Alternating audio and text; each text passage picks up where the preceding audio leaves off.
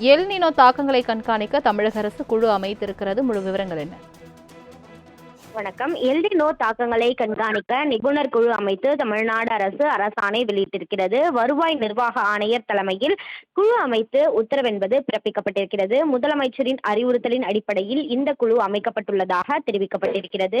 குறிப்பாக இந்த எல்னினோவை பொறுத்தவரையில் தமிழ்நாட்டில் மழைப்பொழிவு மற்றும் வளர்ச்சி நிலவரத்தை கண்காணித்து பாதிப்புக்குள்ளாகக்கூடிய பகுதிகளை அடையாளம் கண்டு தமிழ்நாடு பேரிடர் அபாய குறைப்பு முகமை மூலம் முன்னெச்சரிக்கை அமைப்புகள் தொடர்பான ஆலோசனைகளை இந்த குழு வழங்கும் எனவும் தெரிவிக்கப்பட்டிருக்கிறது.